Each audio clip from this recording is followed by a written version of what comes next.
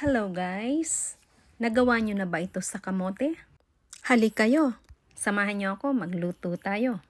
Ano bang gagawin ko dito? Siguro, laki-laki. Balatan siya. Maganda ang laman.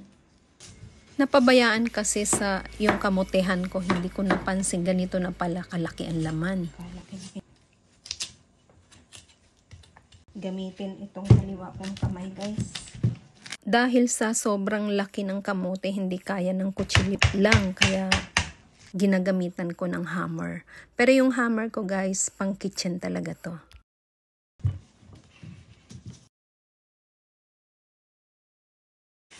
Ilalagay ko siya dito.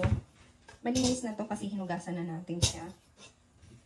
And, so papakuluan na natin. Ayan. So, ito na ang ating kamote.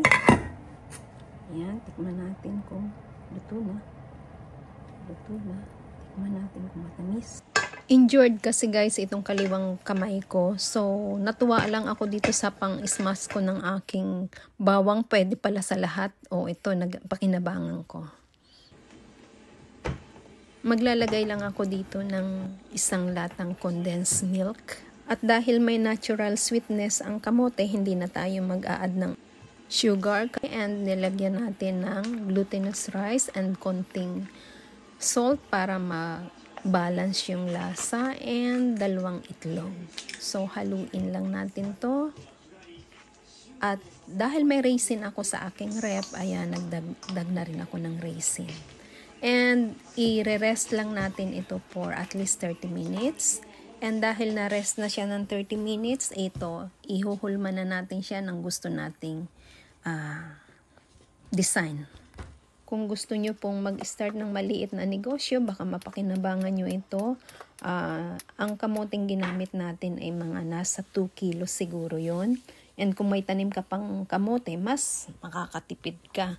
And imagine, glutinous rice, isang condensed milk lang ang ginamit ko.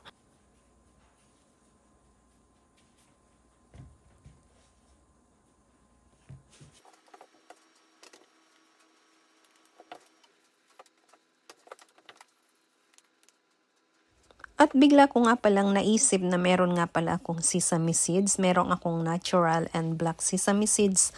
So, lalagyan natin siya ng topping pang additional ningning sa aking imbentong luto. And ganito lang. Ayan, lalagay lang natin sa ibabaw. Sana dumikit.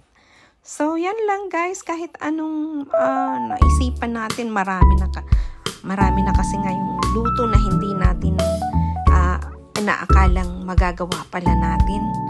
O, diba? So, first try ko rin lang ito guys, pero sana maging masarap. So, ito, tapos na ang ating pagbibilog-bilog ng aking kamote. And, iluluto naman natin siya. Ipa-fry na lang natin siya.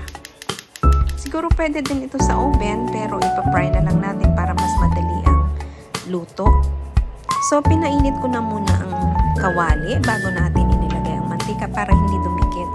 So, mag-start na tayo mag-fry. And sana maging maganda ang result. And I'm sure masarap to kasi sa aking panlasa ayaw ko kasi ng sobrang tamis. So, palagay ko tamang-tama lang naman to.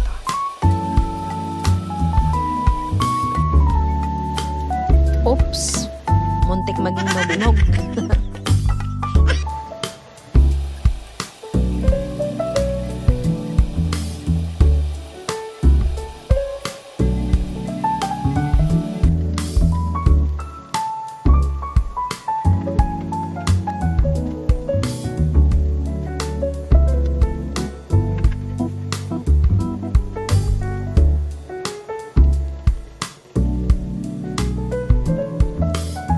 Nako, nagki-craving na ako guys. Parang ayoko nang tapusin.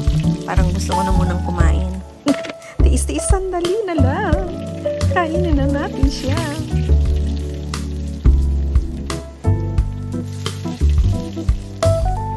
At ito na nga, tapos na tayong magluto. And Start naman tayong tikim-tikim. Kainin na natin to. Husgahan na. Sana masarap. Thank you for watching, guys. And always remember that health is wealth. Kaya bawal magkasakit. May God bless us all.